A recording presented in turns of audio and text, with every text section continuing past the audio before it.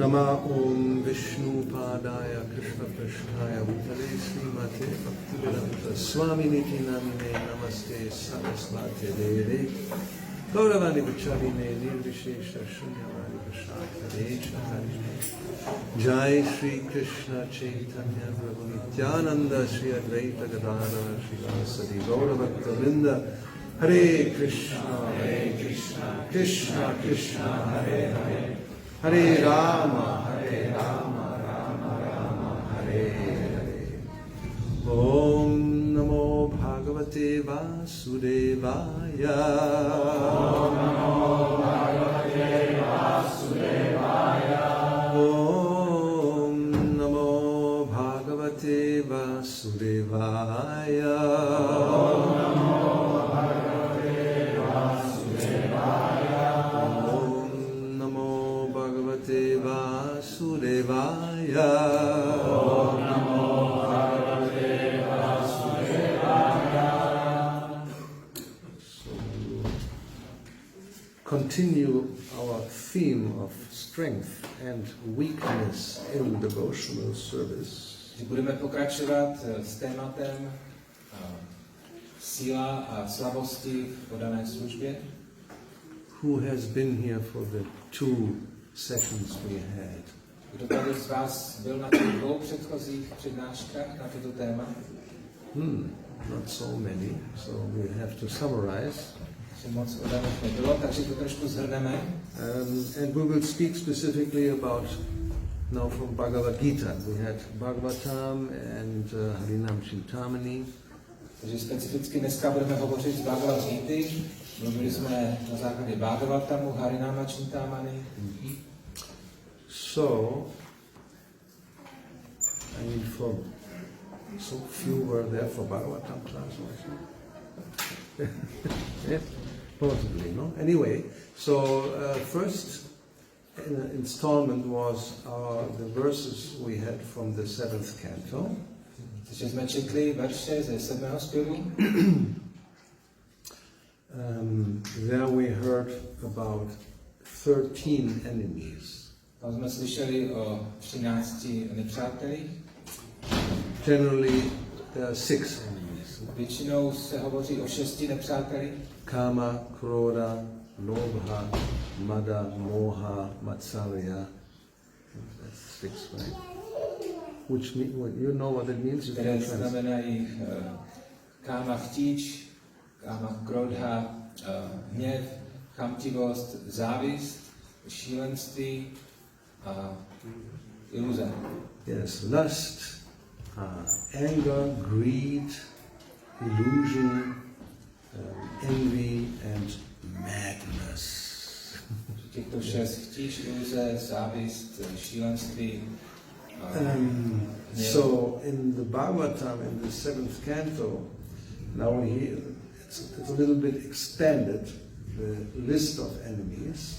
Že v 7. zpěvu Bhagavatamu je ten seznam těchto nepřátel trošku rozšířen. These 6 are also there, but then we also have lamentation, fear. Máme tam kromě těch 6 ještě nářek, strach, false prestige, falešná pýcha, fault finding, vyhledávání chyb, hunger, sleep, hlad, spánek. And then Srila Prabhupada, first thing he says in the purport, a první věc, kterou Srila Prabhupada říká ve významu je, to progress towards the target of Vishnu, which is our real interest, one must become very powerful in conquering these various hindrances or enemies. Že abychom dosáhli toho konečného cíle Vishnua, tak musíme být velice silní a zdolat všech těchto nepřátel. So in order to become powerful, that means we have to become strong. Takže abychom byli mocní, tak se musíme stát silní. And what we did also in the beginning then of the second lecture or seminar was to find synonyms for strength. Takže v tom druhém semináři jsme se snažili najít synonyma pro slovo síla. So the first one, and we will see that in Bhagavad Gita now, is determination. Takže první to synonymum pro sílu je odhodlanost. Conviction. Přesvědčení. That's actually the definition of faith, shraddha. To je ve skutečnosti definice šradhy, víry. Shraddha kohe visvasu. In the Chaitanya Charitamrita says the definition of faith is the firm conviction that if I just act for Krishna, everything is covered. And no need for any other activity. V Chaitanya Charitamrita je podána definice šradhy neboli víry, že to je vlastně pevné přesvědčení v to, že když budu vykonávat tady tuto oddanou službu, tak není potřeba nic jiného dělat pro dosažení té vykonalosti. And in the verse appear the words Sudrida Nishchai. Sudrida, Drida, you may have heard this, Drida Vrata, is to become resolute or determined to live according to a vow. A v tom verši specificky se objevuje právě tady to slovo odhodlanost, že máme být pevně odhodláni následovat tyto sliby.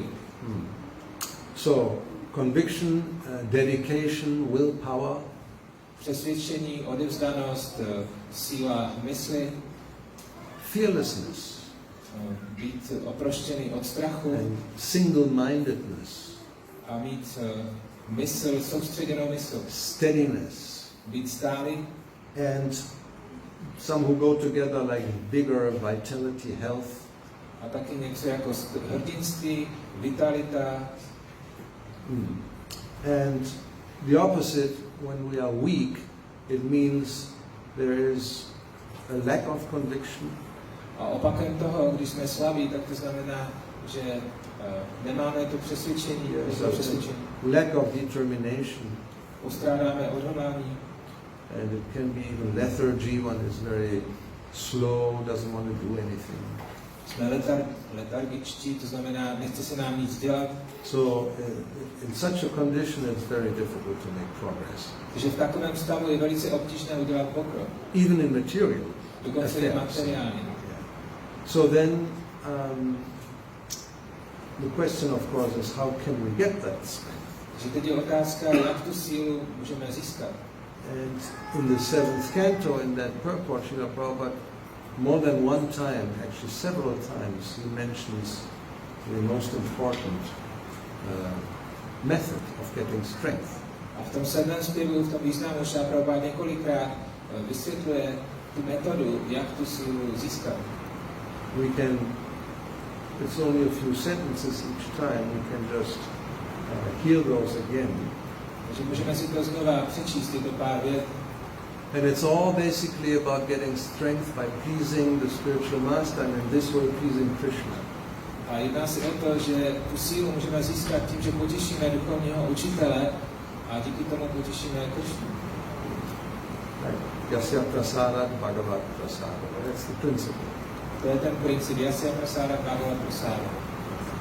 So, he says, the spiritual master is certainly very merciful to his disciples. Srila Prabhupada říká, že duchovní učitel je velice milostivý vůči svým žákům.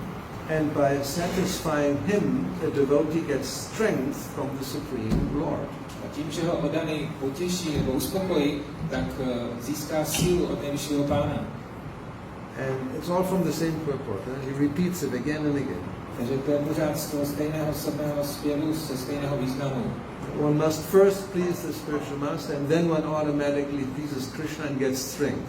Že znova oddaný musí potěšit duchovního učitele a tím potěší Krishnu a získá sílu.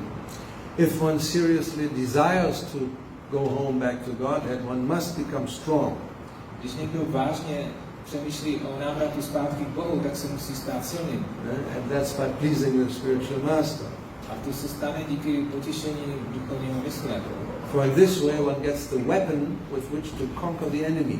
Že tímto způsobem oddaný získá zbraň, kterou může porazit nepřátele. Yes, we shouldn't be sentimental. It's actually we are at war. Nemáme být sentimentální, máme si být vědomí, že jsme ve válce. Yes. Prabhupada directly says that in the 8th canto. Prabhupada to přímo říká v 8. zpěvu. when he speaks about Gajendra and the crocodile. Kde je popsán zápas Gajendry s tím krokodylem. Yes, that's a battle between for life and death. Huh? Ano, to je boj na život a na smrt. And Gajendra, as we know, was losing strength. A jak víme, tak Gajendra postupně ztrácel sílu. And this whole purport is the idea Prabhupada explains that unless one is situated in a proper position, then one cannot fight. A v tom významu Prabhupada vysvětluje, že pokud oddaný není správně umístěn, tak nemůže bojovat. Gajendra was in the water. That was not his element. Gajendra se nacházel ve vodě, což nebylo to jeho přirozené prostředí. Yeah, the crocodile was feeling at home. Kdežto ten krokodil se ve vodě cítil jako doma. I mean, this is, other dimensions. They were fighting for 1,000 years. A to je úplně jiná dimenze, protože oni bojovali 1000 let. Even if we think about fighting for 1,000 seconds, that's a lot of minutes, no? How many minutes? Somebody quick in mathematics. Když budeme přemýšlet, že bychom bojovali 1000 vteřin, kolik je to minut? Můžete It's about what? 15 minutes, no? 10 minutes is 600 seconds. Yeah. So it's about 15, 16, about that. Zhruba 15 minut. For a heavy fight, 15 minutes? I don't know. Not me, not even for 1 minute. Tvrdý boj, podstoupit 15 minut, no to není nic pro mě, aspoň. So they were fighting for 1,000 years. Takže oni bojovali 1000 let. And Srila Prabhupada says that the crocodile, he was getting food. He was in the water, so he was still strong. He could fight. A Srila Prabhupada popisuje, že ten krokodil byl pořád v plné síle, protože byl v té vodě. And the poor Gajendra, he was out of his element and he was getting weaker and weaker and weaker. A Gajendra postupně slábnul, protože to nebylo jeho přirozené prostředí. So this whole purport, the background is a sannyasi who had left his ashram and had fallen.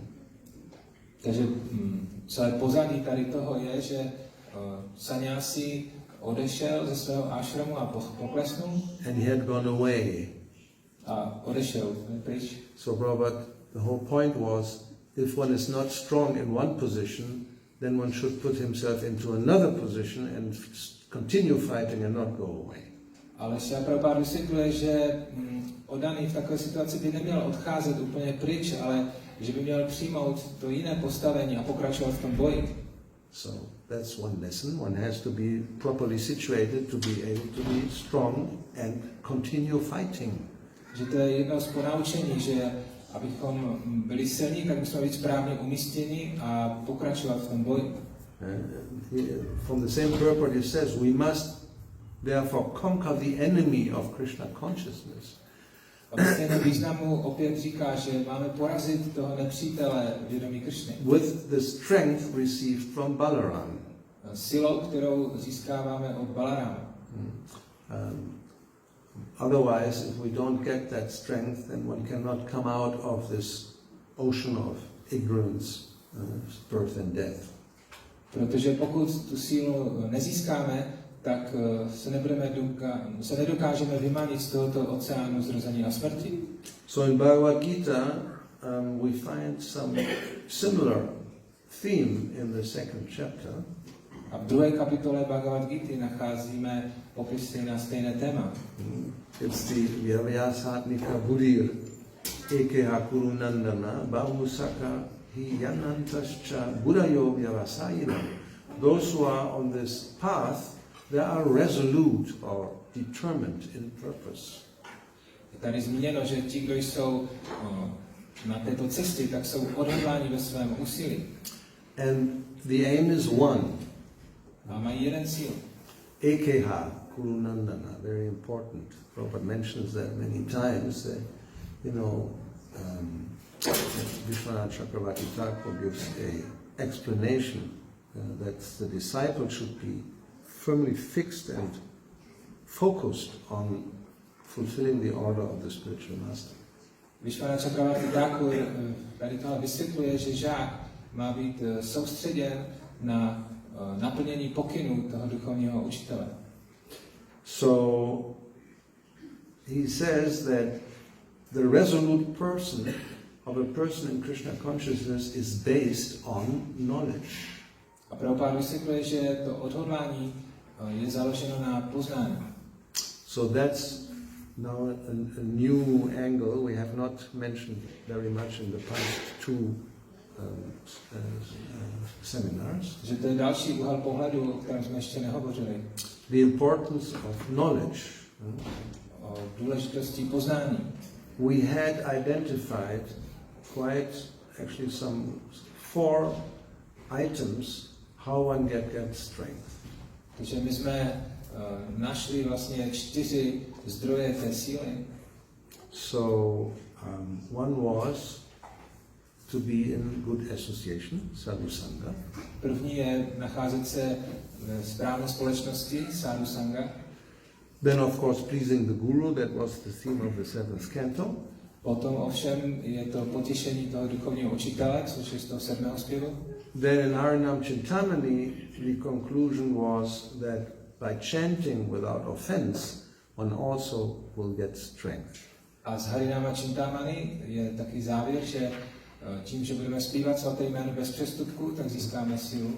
Because there the idea was how to overcome weakness of heart. Tam bylo to téma, jak překonat tu slabost v srdci. This Hridaya Daurbalyam, which is one of the anartas. Hridaya Daurbalyam, což je jedna z anart. So, Bhakti-yoga Thakur says, chanting without offense removes the anartas from the heart. Bhakti-yoga Thakur vysvětluje, že zpívání svatého jména bez přestupku odstraňuje anarty ze srdce. So then, Hridaya Daurbalyam, weakness of heart, disappears. A poté tato slabost v srdci zmizí. And then the heart shines with positive purity. A srdce začne zářit pozitivní čistotou. Yes. So that means, well, if the heart shines with positive purity, it is strong in Krishna consciousness. A když srdce takto září, tak to znamená, že je silné ve vědomí Krishny. So in another same section he says that the contact of the person who chants, the devotee, with the name, with the holy name, produces a purity of willpower and mind. A ve stejné části je vysvětleno, že když oddaný takto zpívá čistě svaté jméno, tak tomu dodá taky mentální sílu. Yes, so if we chant properly, avoiding the 10 offenses, then the result will be the heart becomes positively purified and one will become full of determination and willpower. Takže ano, pokud zpíváme bez přestupku, tak se objeví velká odhodlanost a naše srdce zazáří takovou silnou mentální silou. And of course, then the opposite is also true. If we continue, or we are very much infested with offenses, the more the worse, then we will be weak. A opak je taky pravdou, že pokud budeme dále se dopouštět přestupku, tak začneme slábnout. So now let's think more about another item, knowledge, that also will give strength. Takže pojďme se teďka zabývat tím poznáním, které je taky zdrojem síly. So yes, the resolution, the determination of a person in Krishna consciousness is based on knowledge. Ta odhodlanost oddaného ve vědomí Krishny je založena na poznání. And in the 10th chapter of Bhagavad Gita, Aham Sarvasya Prabhavo, that's verse number 8, this is also mentioned. Krishna speaking. V 10. kapitole 8. sloka je taky Krishna o tom hovoří. He says, yes, I am the source of everything comes from me. So iti madhva, those who know this, who have this kind of knowledge, they bhajanti mam, they worship me. Krishna říká, že já jsem zdrojem všeho a ti, kdo jsou moudří, tak mi oddaně slouží. And Buddha Bhava Samanvita means they engage in my service with all their heart, with determination. A zaměstnávají se v oddané službě celým srdcem, s velkou odhodlaností. And in continuation to this Vyayasika Buddhi verse, in the second chapter, 44, Bhogaishvarya Prasaktanam, again, then it's also pointed out what is the reason for weakness. A pokračováním toho verše Vyavasayatmika Buddhy z 2. kapitoly, tak tam je popsáno taky, co je zdrojem té slabosti. Yes, Krishna will say that Vyavyasika Atmika Buddhi Samado Navidiyate, what happens or why is it that somebody will not have the determination? Krishna tam vysvětluje, co je příčinou toho, že někdo nezíská tuto odhodlanost. So the reason is two things, Bhoga Aishwarya Prasaktanam. Very much attached to Bhoga and Aishwarya, to sense pleasure and material opulence. A tou příčinou jsou dvě věci, Bhoga a Aishwarya, to znamená připoutanost k požitku, materiálnímu požitku a k materiálnímu bohatství. If that is happening, then the result is taya parita chetasam. The mind, the consciousness becomes confused. Pokud je někdo takto příliš připoután, tak potom jeho mysl je zmatena. Now we can read some sections from a lecture that Srila Prabhupada gave in 1968 on that verse. A já přečtu úryvky teďkom z přednášky, kterou Srila Prabhupada dal na tento verš v roce 78. Very early days. Devotees were 1 or 2 years in Krishna consciousness, practically bhaktas. Takže přednášel velice mladým, oddaným, kteří byli prakticky všichni bhaktové. So he explains that according to Vedic civilization, there's voluntary renunciation, and that is recommended. Takže ze všech těch druhů odříkání, tak je doporučeno dobrovolné odříkání. If one remains under the influence of material opulence and sense enjoyment, he says it's a disqualification for entering into the kingdom of God. One will not be able to do that. Takže pokud člověk zůstává příliš připoután k materiálnímu smyslovému požitku a materiálnímu bohatství, tak tomu zabrání, že nebude moci vstoupit do duchovního království. Yeah, he had just arrived in America 2 years earlier, and he had seen what it means, a civilization that is completely focused on just getting more and more material facilities. Takže Srila Prabhupada tohle přednášel po 2 letech, když přijel do Ameriky a viděl tu civilizaci, která je právě ukázkou tady této velké připoutanosti. And it's still going on, the so-called American dream. A stále to pokračuje, tento takzvaný americký sen. They think that, first of all, it's the greatest nation on earth. Oni si myslí v prvé řadě, že jsou tím nejlepším národem na světě. And then the politician uses that, saying it's not anymore great because they're all messed up. Now I come and I will make it great again.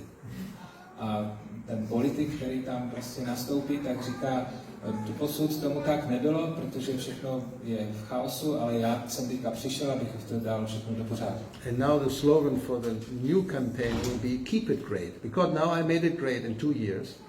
Now we'll keep it great.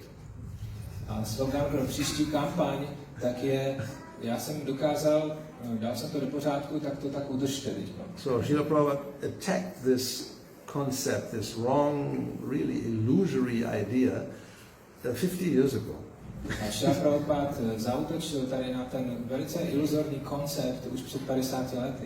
He says if one is increasing this type of civilization, it means the next life is very dark. Srila Prabhupada říká, že pokud někdo se snaží rozvíjet tady tuto materiální civilizaci založenou na této připoutanosti, tak budoucnost jejich je velice temná. And people don't understand that we are standing on a tottering platform. A tady ten verš vysvětluje, že my se nacházíme na velice vratké úrovni. That comes from Bhajahuremana. Kamala talajala, jivana talamala. Just like a little drop on a lotus leaf, that is not a very stable situation. Jako malá kapka na listu lotosu, tak to je velice nestálá situace. And as far as I understand, the lotus leaf has a certain coating which makes it very slippery. Aspoň co já vím, tak ten list lotosu je pokryt takovou velice hladkým povrchem, takže je to velice kluské. Yeah, so if a drop for some falls on the leaf and is there and it stays there, if there's no movement, okay, it looks like it's okay, it's in good condition. Když na takový list kapne kapka vody, tak to vypadá, když se to nehybe, že to je všechno v pořádku. But just a little movement by the wind or the water is being moved and then, the plant moves, then it just falls down and disappears. Ale stačí jenom malý pohyb, zapříčiněn větrem nebo pohybem té vodní hladiny a okamžitě ta kapka sklouzne. That is called a tottering platform. Takže tohle you have the word for this? Vrátká úroveň. It's unstable. Nestálá. Yes. Like this is a stable floor, right? Tak jako tady máme pevnou, stabilní podlahu. And sometimes you have these, when we have some festival, we get the stage, and it's sometimes not very stable. A někdy během festivalu tak máme postavené pódium a když na tom takhle tancujeme, skáčeme, tak to není moc stabilní. Yes, it depends how they made it. If it's just some planks of wood and they're not fixed properly, then as soon as you step on it, it starts to shake and to move. Že záleží, jak je to vyrobeno, ale pokud jsou to jenom prkna, která nejsou pořádně přišroubovaná, tak stačí, když se na to postavíte, okamžitě se to všechno hýbe. So, according to the Vedic vision, spiritual vision, the whole material existence is tottering platform. Takže z hlediska toho duchovního pohledu, tak celá ta materiální existence je velice vrátká. Like Prabhupada describes this material advancement of civilization looks very nice, very dazzling. Takže Šrila Prabhupada popisuje, že ten pokrok té materiální civilizace vypadá velice hezky, že se třpytí. Just like when we pass on the street of your American cities. Tak jako když se procházíme po těch ulicích amerických měst. Nowadays, any city, European city, doesn't matter where, Asian city, of course, also, even more now than America. That's the problem. We have to make America great. Now China is great, but America should be greater. Že dneska už je to jedno, může to být jakékoliv jiné město, třeba můžete se procházet někde v Asii, která je v Čína jako dneska mocnější, ale Amerika se snaží být ještě lepší. Yeah, there's this competition who makes the highest building, that's one thing. Oni soutěží v tom, kdo postaví nejvyšší budovu. Now this Dubai hotel is not anymore, they're making one that's much higher than that. 1 kilometer higher. V Dubaji ten hotel to už nic není, teď se postavila další stavba, kilometr vysoká. So he says, it looks so nice, so many lights and illuminating signboards like Broadway, Times Square, they're all flashing and so many things are happening. Takže na těch ulicích těchto měst to vypadá velice hezky, zářivě, září ty různé billboardy, tak jako na Broadway. But we should always remember that this nice situation is not permanent. Ale vždycky bychom měli mít na paměti, že tato situace není stálá. Any moment you have to give it up. Everything. V kterémkoliv okamžiku budeš muset okamžitě toho zanechat. And of course, we have the experience. My máme takovou zkušenost. Daily news, what is it all about, basically, 99%. Každodenní zprávy, 99%, o čem to všechno je? Yeah, some disaster. O nějakých katastrofách. Some accident here, some murder there, some terrorist attack there, some earthquake there. Nějaká nehoda, nějaká přírodní katastrofa, zemětřesení, teroristický útok. Yes, some bomb went up in some place and so many people died. Někde vypukla bomba, tolik lidí u toho zemřelo. A heat wave in India caused the death of 180 people. Nějaká vlna udeřila na Indii a stovky lidí prostě zemřelo. Or very frequently, lately, some boat or ferry capsizes in Indonesia and 300 people just drown. Or even on the Danube River in Budapest, I think, was it? Or Prague? Yeah, Prague will not happen. Yeah, they had a collision of a tourist boat and the people on the boat died. They drowned. Takže nebo v Indonésii se převrátila nějaká loď, nebo taky v Budapešti dvě lodi do sebe narazily a hodně lidí utonulo. Yeah, now we're getting lightning maybe. Yeah, hopefully there is some arrangement when the lightning hits this building, it will be diverted. Teďka hřmí a blízká se a doufejme, že tato budova má dobrý hromoschod, že kdyby to udeřilo, takže to pěkně svede do země. Maybe there's no such arrangement, so be prepared. Hare Krishna, Hare Krishna, Krishna. Možná tady žádný hromoschod není, tak buďme připraveni a zpívejme svaté jméno. We are laughing and it could hit now at any time. My se tomu smějeme, ale ten blesk do toho může šláhnout. And when it hits, then we are crying. A když udeří, tak budeme všichni plakat. No, it happened not very long ago. Somebody under a tree in Germany, I mean, a civilized country. Even there, the lightning will not say, "Oh no, I cannot hit here." He hits, and the person was under the tree and died. Jako nedávno i v Německu, což je civilizovaná země, tak tam nějaký člověk se nacházel pod stromem a blesk udeřil a trefilo ho to. Yeah. On si myslel, že to se nemůže stát. So we can go on and on and on because there's no end to it. Takže takhle bychom mohli pokračovat dál a dál a dál, protože to nemá konec. If we now look up any news agency, we will have on the headlines something bad.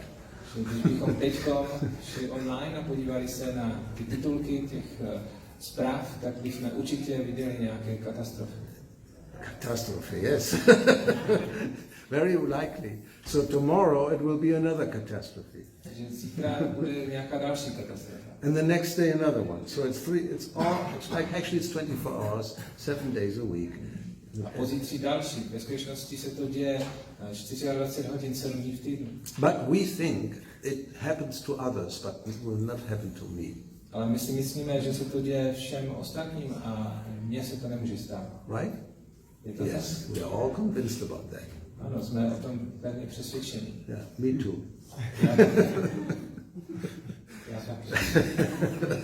So, and Prabhupada points that out again and again and again because he was going so many times to America and he was seeing how people are not getting it. There are so much illusions. Šála Prabhupada to opakuje znova, protože on se v té Americe nacházel a viděl, jak ty lidi vůbec o tom nepřemýšlejí, jak jsou pokrytí tou iluzí. So he says here, if one becomes attached to this tottering platform, a tady vysvětluje, že pokud se někdo připoutá tady k té vratkké úrovni, which is so illuminated and so many things, so looks so nice, která vypadá sice moc hezky, je pěkně osvícená, then the determination to go back to Godhead will not be intense. It will not be strong. Tak potom ta odhodlanost vrátit se zpátky k Bohu tak nebude moc silná.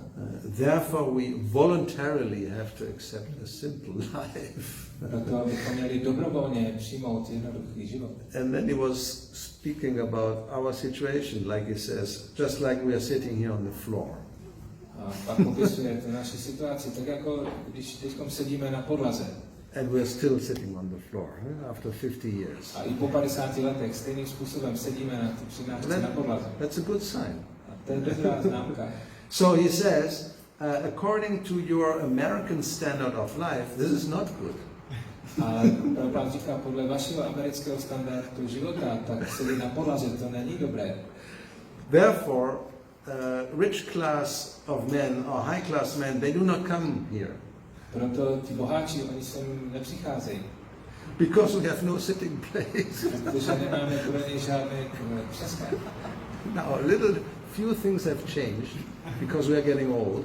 So out of necessity we have some sitting places. Že z nezbytnosti pro ty starší odané tady máme nějaké sedačky. I mean, it's practical experience. I've been in this thing for about 50 years now. Já s tím mám praktickou zkušenost, protože už tam žiju 50 let. So, I mean, in the very early days, to even have the chair or what to speak of anything more comfortable in a temple is like, forget it, this is Maya. Před těmi 50 lety na začátku, tak my jsme v chrámu neměli ani žádnou židli, ani křeslo, protože všechno jsme považovali, že to je Maya. To sleep on a mattress, absolutely unthinkable. Spát na karimatce, to je absolutně nepřijatelné. It's true. It's not a joke. Já si nedělám legraci.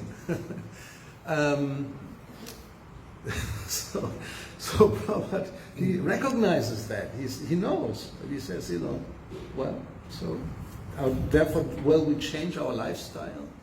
Prabhupada si to všimnul a říká, změníme teda ten životní styl díky tomu? No.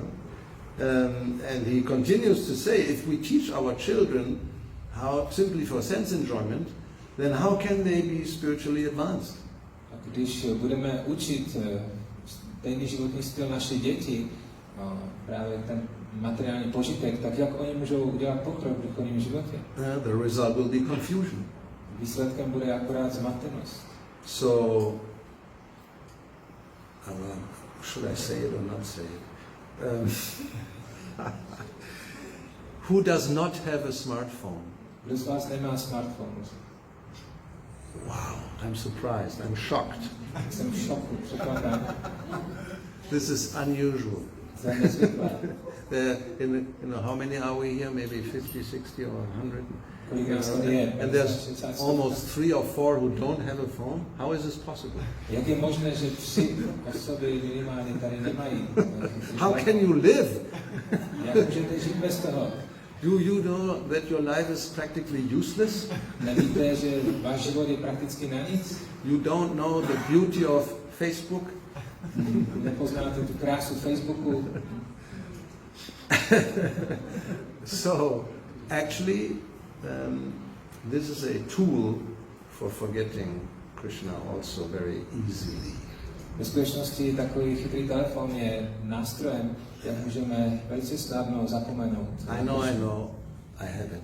Everything can be used in the service of the Lord. Já vím, já ho taky používám, protože všechno může být zaměstnáno ve službě Krishna. But we should be very much conscious, and that's also part of knowledge, not be illusioned, that the other side is really dark.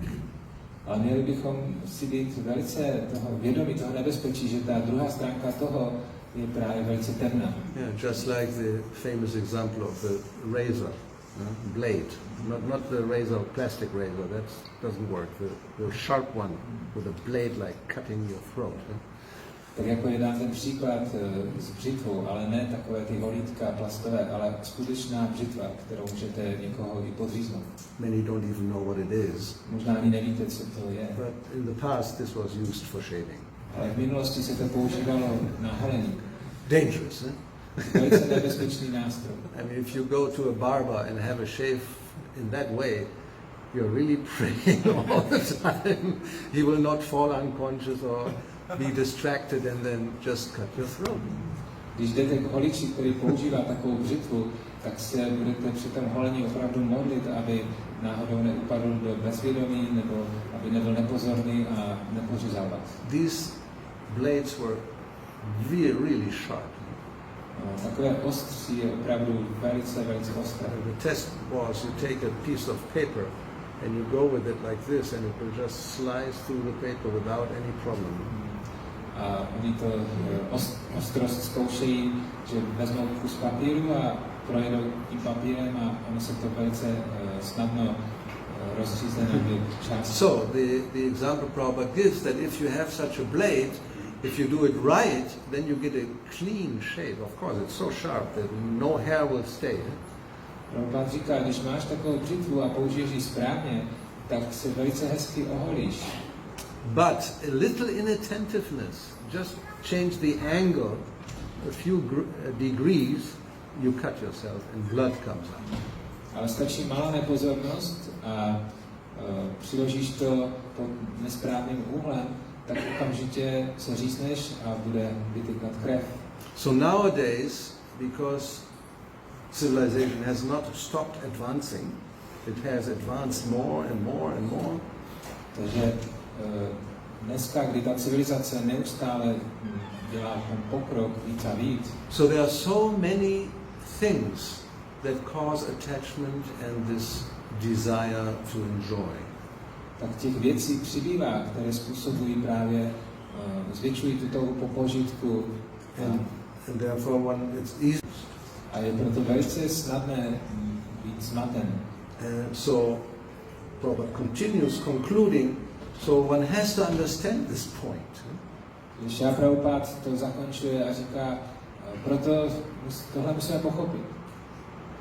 And voluntarily accept Krishna consciousness movement. A dobrovolně přijmout hnutí pro vědomí Krishny. Which means, this accepting voluntarily tapasya, a simple life, and whatever goes with it.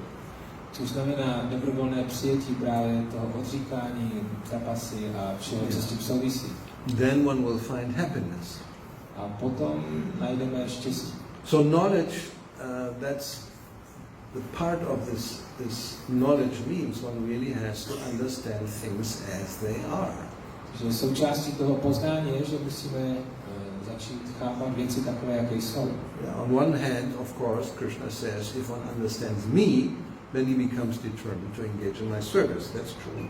Na jednu stranu Krishna říká, když někdo porozumí mě, tak se stane velice odhodlaný a zapojí se do té dané služby. But one has also to understand completely, perfectly the nature of the material world.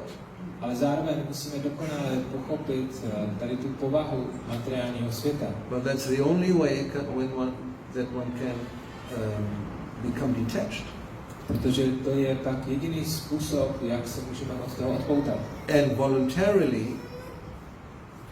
actually yes, go on the path of renunciation. A dobrovolně se máme vydat tou cestou odříkání. Even in the family situation, that's not, that only those who dress in this color, they should be renounced and everybody else can do whatever they want. A to neplatí jenom pro ty, kteří mají ten šafránový oděv, ale pro kohokoliv, i pro ženaté a ti, kdo žijí rodinným životem. So in one purport in Chaitanya Charitamrita, maybe I should just look it up very quickly. I don't think it's hard to find because there's one word Prabhupada uses, which I don't think appears many times, extravagantly or extravagant. A já se teďka pokusím najít ještě jeden verš z Chaitanya Charitamrity, kde Šála Prabhupád používá často to slovo extravagance.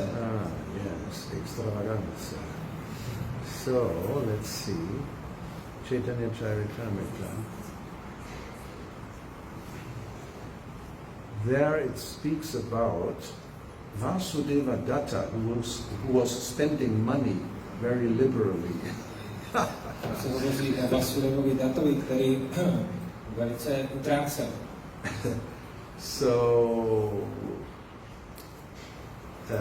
So therefore Chaitanya Mahaprabhu asked Shivananda Sena to become his secretary.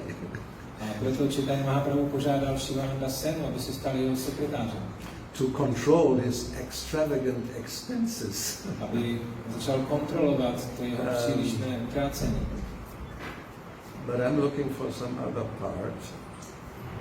Let's see.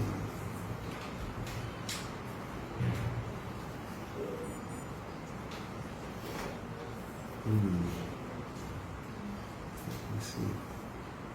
Maybe it's extravagancy, but I'll find it. It's important. It's a very important point for what makes there. It's in Madhya Lila. So. Ale já hledám ještě něco jiného, je to velice, velice důležité, bude to v Madhya Lila. Yes, let's see. Well, I'm lucky.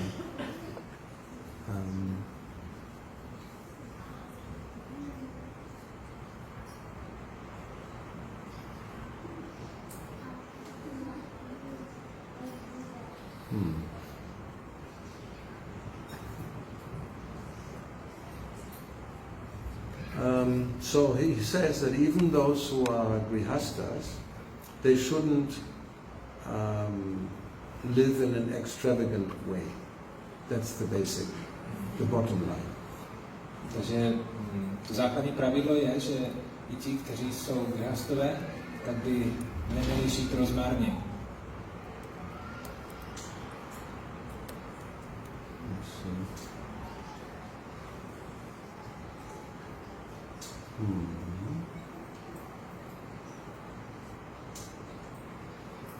Anyway, so that was the point, that if we understand the nature of the material world, our own nature, then it doesn't matter what kind of ashram we are in.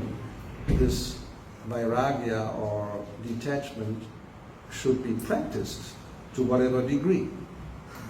Takže když pochopíme povahu tady tohoto světa a naši přirozenost, tak potom bez ohledu, v jakém ashramu se nacházíme, tak by se měla manifestovat v našem životě ta vairagya, ta odpoutanost.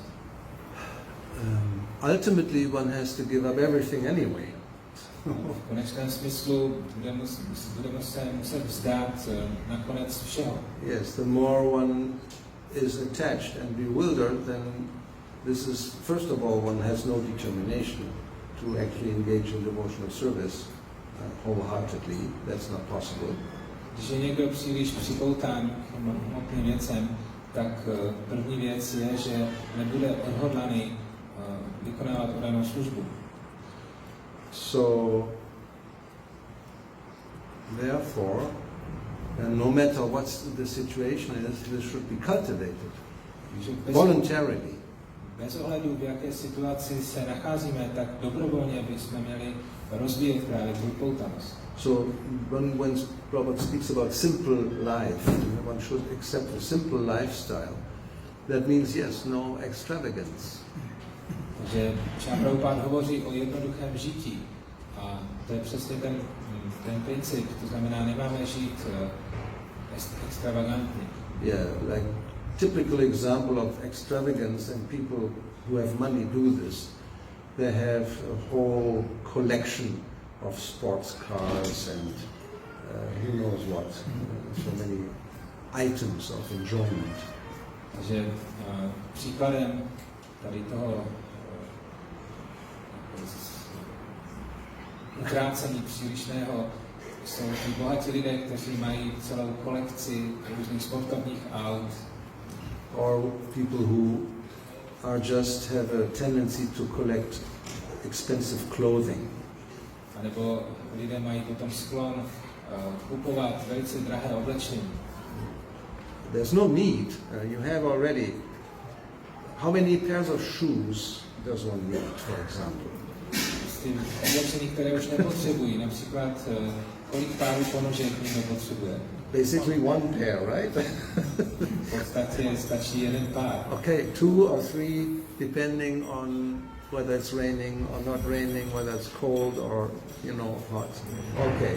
Dobře, tak 2-3 páry podle toho, jaké je počasí, jestli je zima nebo teplo. Let's give a license for 5 pairs. Tak dáme to povolení, že je možné zakoupit 5 párů. But there are, sometimes you have 50 pairs or 100 or 200 pairs of shoes. Ale někteří lidé mají prostě třeba 100 párů bot, nebo prostě ještě víc. Or what about saris? So, You are laughing. What about dhotis? Co pak sari, nebo kolik dhoti potřebuje. And then the dhotis with a big border, different kinds of, and then kurtas with different kinds of patterns and so many. You can imagine so many things nowadays. They are available. In our times, it doesn't exist. Takže v těch počátečních letech neexistovala taková rozmanitost. Dneska máme ty různá dhoty s širokým okrajem a ty ozdobné kurty, ale na začátku jsme tohle neměli. But now there's demand. There's so many devotees from all over the world, and many have a lot of money, so they know. If we offer this, definitely somebody will buy it. Všechno vzniklo díky té poptávce, že přibylo oddaných z celého světa, taky oddaných, kteří mají peníze, takže oni vyžadují tady tyhle věci, tak proto se to vyrábí. If in Vrindavan you go to Gangotri, everybody knows it's like a big department store in some American highway, one of those famous like Harrods in London. The Vrindavan version is Gangotri. you can buy very expensive things there.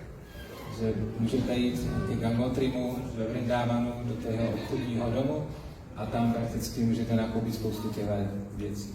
I went with somebody who's an artist and who needed some outfit when he was performing. Right? Já jsem tam šel s jedním modalem, který byl umělec a on potřeboval si nakoupit oblečení pro to, aby mohl vystupovat. You just have to ask. Then they bring out these far out kurtas, all embroidered and gold things, and they're very expensive. And silk, of course. Takže se tam jenom zeptáme a najednou on přinesl ten prodavač spoustu různých druhů kurt, které byly s tím zdobením a zlatem. Sometimes you see devotees having that.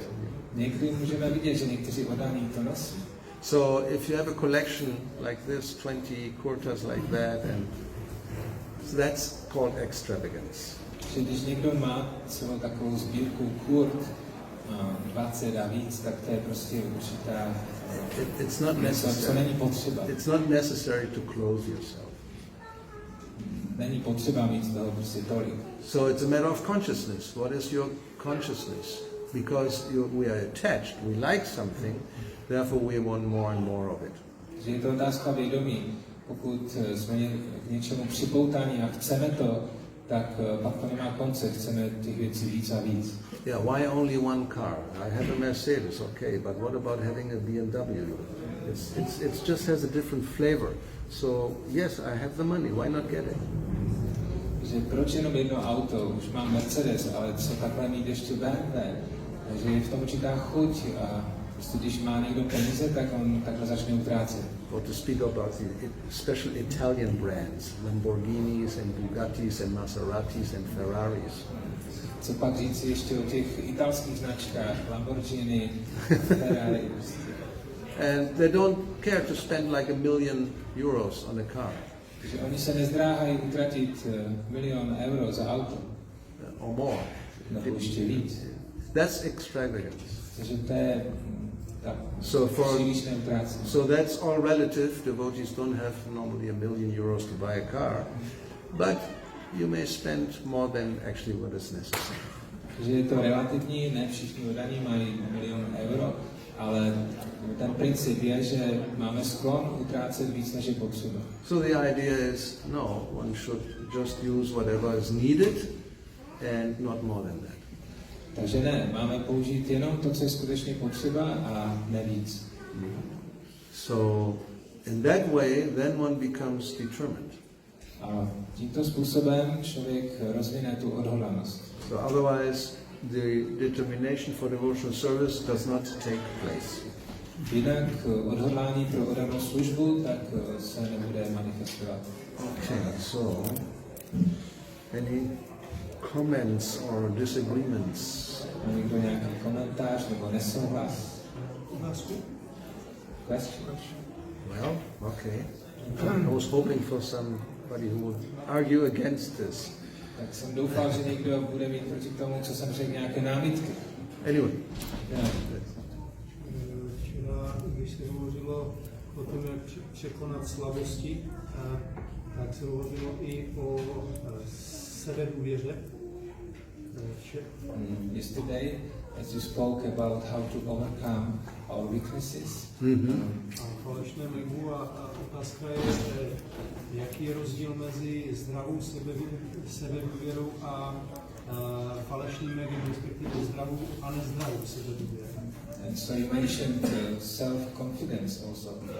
So what's the difference between healthy self-confidence and false? This is another class. No, actually it's mentioned, and we didn't have this here, but it's in the part of, I have this also there, but there's so many things, the time, about false pride, to give up false pride. Takže nemáme tolik času, ale je to další velké téma, jak se zbavit té falešné pýchy. That's in also Bhagavad Gita, as far as I remember. Let me see. And yes, the surrendering process. That's the 15th chapter of the banyan tree, and that's also talking about detachment. We have to cut it. 15. kapitola Bhagavad Gita, kde je popis toho baňánovníku a je vysvětleno, že se máme snažit ho podseknout. If there's this wrong self-confidence, which is pride, Že pokud je ta nezdravá sebedůvěra, což ve skutečnosti je ta pýcha, then it is not possible to surrender. tak není možné se odevzdat. So therefore, in the next chapter 16, when Krishna speaks about demoniac qualities, Proto v 16. kapitole, kde Krishna popisuje démonské vlastnosti, you remember what are the first three he mentions? pamatujete si, jaké první 3 démonské vlastnosti zmínil? I give you the Sanskrit. Damba, Darpana and Abhiman. Abhiman. They're all synonyms, basically. They're the same thing. 3 times he says the same thing. V podstatě ty první 3, to jsou synonyma, které popisují jednu a tutéž vlastnost. Damba is pride. Damba je pýcha. Darpana, it's actually a mirror. It's, this self-conceit arrogance. Darpana, to je něco jako ta záliba, prostě koukat na sebe do toho zrcadla. And Abhiman is like this false prestige, to think yourself something that you are really not, something important. Znamená, že o sobě přemýšlíme jako o někom, kým nejsme. So Krishna identifies these 3 as demoniac tendencies. Že Krishna tady tyto 3 vlastnosti popisuje jako démonské sklony. So healthy self-confidence would mean one, how would we define it? Well, one is first of all conscious what is the real self. Takže zdravá sebedůvěra, jak to můžeme definovat, je, že člověk přemýšlí o sobě skutečně o tom, kým je. Like Swarupa, that is the real identity. Swarupa, to je skutečná naše totožnost. So healthy self-confidence, one knows I'm a servant of Krishna and I'm very happy with that. Že zdravá sebedůvěra znamená, že oddaný ví, já jsem věčný služebník Krishny. Yes. One is fixed in this conviction, then whatever happens, nothing can really disturb you. Že někdo upevněn v tomto přesvědčení, tak nic ho nerozruší. Or one could also say, feeling oneself completely dependent on Krishna. Nebo jinými slovy je to ten pocit plné závislosti na Krishnovi. Because there's the self and the super self. Protože existuje duše a nadduše. And there's a very intimate connection. A mezi nimi je velice důvěrné spojení. Both together, like 2 birds. Oni žijí spolu jako 2 ptáci. So self-confidence can also mean the confidence in the higher self and one's connection with ourselves. Takže ta sebedůvěra znamená taky mít tu důvěru v nadduši a v to, že jsem s ní pevně teďka spojen. That's one way to look at it. Já bych to ještě doplnil, když se totiž stane to, že když jsme hospodáři, tak se musíme starat, že? Samozřejmě, takže musíme vyvíjet nějaké aktivity, kdy přitom nemáme plně jako rozvinuté vědomí, když nepracujeme, že chodíme do práce, musíme zvládat povinnosti, že? A teďka, jak to vztahovat k tomu, abych si neustále uvědomoval, že jsem So I would like to add to this that many times when we are living as grihastas, we have a lot of different duties. We have to go to work, earn money, and so how to be constantly Krishna conscious in this situation? Very difficult. I know. That's my advantage. I've lived for 32 years in the grihasta, also vanaprastha situation. Já s tím mám zkušenost, 32 let jsem žil jako grihasta, pak jako vanaprastha. So try to be self-employed, that's one thing. Takže první věc je, snaž se uživit vlastním podnikáním. To have to answer to a non-devotee boss is really undesirable.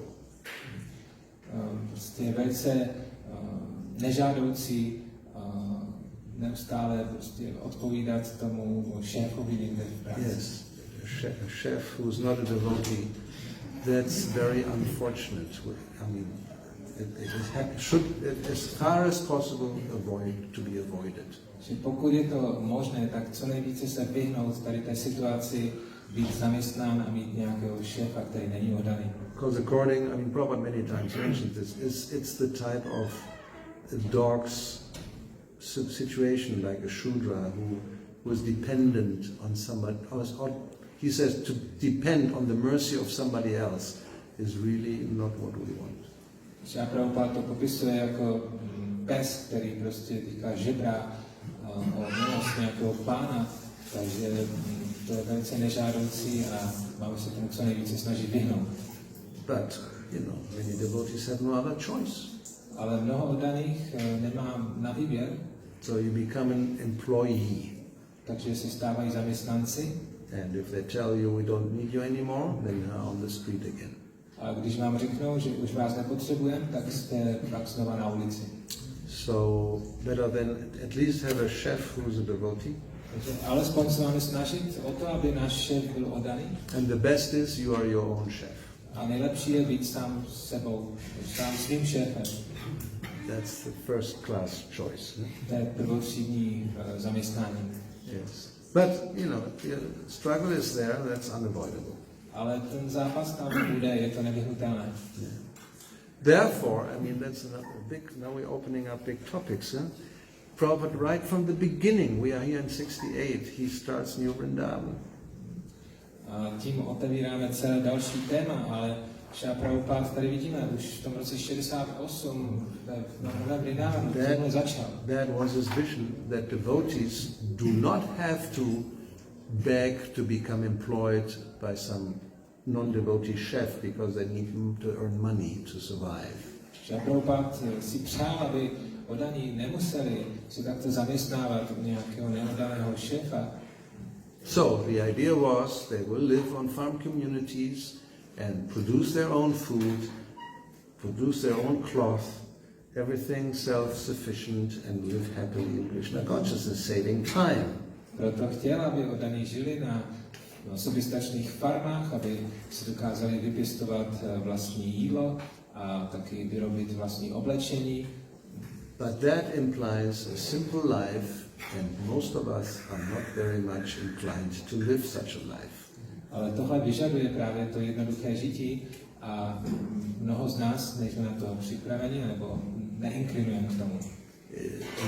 Well, it actually would mean basically no washing machine, no computer, no car. V podstatě to znamená žádná pračka, žádný počítač, žádné auto. Well, that's the extreme where it really should go to. That was the idea. A very simple lifestyle, like in a village in Vrindavan. New Vrindavan. Takový jednoduchý venkovský život jako na vesnici ve Vrindávanu. It has not happened, not in the last 53 years, no? Yes. Ale za posledních 53 let se to ještě nestalo. And I'm not sure whether it will happen in the next 50 years. A nejsem si jistý, že se to stane za dalších 50 let. So I'm maybe a little, how you say, negative or not pessimistic, but I think it's realistic. It's not at all easy, and the result then is that we suffer unnecessarily. Omlouvám se, že mám takový negativní a pesimistický pohled na to, ale je to fakt, že pokud ten jednoduchý životní styl nepřijme, tak pak budeme zbytečně trpět. Anyway, that's another topic, and better not get more and more into it, but I think we get the idea. Nebudeme dále rozvíjet tohle téma, ale myslím, že jste dostali představu o čem jde. What to do? We're condemned, basically. Takže v podstatě jsme zavrženi. Then we have to make the best use of a bad bargain. Tak musíme z toho nejhoršího udělat to nejlepší. And you try to remain Krishna conscious as much as possible. A snažit se být vědomý Krishny co nejvíc to jde. Yeah. And whenever you have time, put on your earphones and listen to proper classes or kirtan, and then if not, then well, you have to just suffer through a situation where there's no Krishna consciousness. Takže pokud to jde v takovém zaměstnání, tak si nasaď na uši sluchátka, poslouchej přednášky, kirtany, a pokud ani tohle nejde, tak to budeš muset protrpět prostě tuhle tu nekršna si vědomou situaci. If we would have, a community that's really Krishna conscious and with all the, then whatever you do, you're tilling the field, you're milking the cow, you're doing whatever has to be done, there's no problem of actually connecting with thinking of Krishna. Pokud bychom žili na takových kršňářsky vědomých komunitách, tak není problém tam a děláš cokoliv, ať pracuješ na poli nebo něco uklízíš, tak můžeš neustále při těch činnostech myslet na Kršnu velice snadno. But if you're employed, then it depends what kind of job you have. It will be practically impossible. Your mind has to be engaged in something that has nothing to do with Krishna. Ale pokud jsme zaměstnanci a musíme dělat činnosti, které vůbec nesouvisí s vědomím Kršny, tak pak je to velice těžké. Yeah. Haribo. I hope your future will be brighter than ours. Doufám, že tvoje budoucnost bude zářivější než ta naše. So therefore, children should not be taught material enjoyment. Proto děti by se neměly vyučovat tady ten materiální požitek. Very difficult. I mean, even that is very difficult. A dokonce i to je velice obtížné. Unless you have a very well-functioning gurukul, that's another topic. Then they have to go to a normal school. Then they have contact with non-devotee children, and everything gets lost. Protože pokud nemáme dobrou funkční gurukulu, tak děti musí pak chodit do škol, kde mají nekršna si vědomé prostředí a taky neoddané spolužáky a všechno takhle se potom na to nabaluje. What to do? Let us cry. Co s tím se dá dělat? Prostě budeme plakat. How can we now end on a positive note here? Tak jak můžeme tady tohle ukončit nějak pozitivně?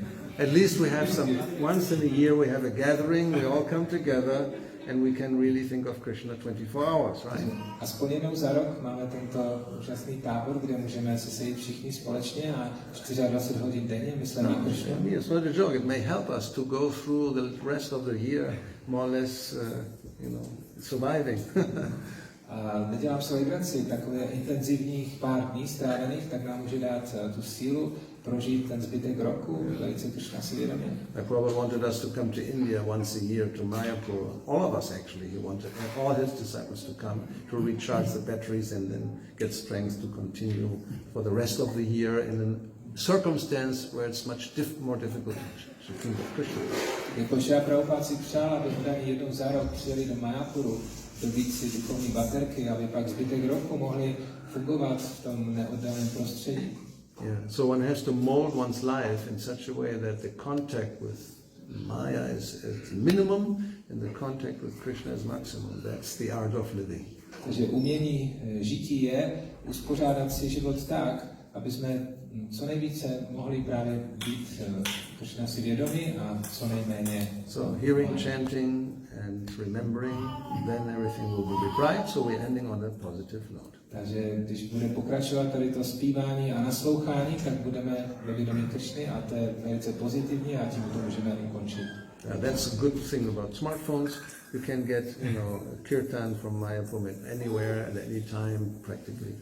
A to je právě třeba výhoda toho chytrého telefonu, že si můžete pouštět kirtany z Mayapuru kdykoliv a kdekoliv jste. You have lectures on video, so anytime you can, when you have time, you can switch it on and hear about Krishna and see Krishna. So that's a good thing. So all glories to the smartphone. Všechny ty možnosti zapnout si přednášku na videu, kdekoliv se nacházíte, takže to je výhoda a všechna sláva smartphonu. So you just have to avoid the dark side of the moon. Takže teď se vyhneme té temné straně měsíce. Money. Okay, Srila Prabhupada ki jai. Srimad Bhagavad Gita, Shri Gauranitai Gauravakta Vrinda ki jai. Svátost Bhakti Gauravani Maharaj ki jai.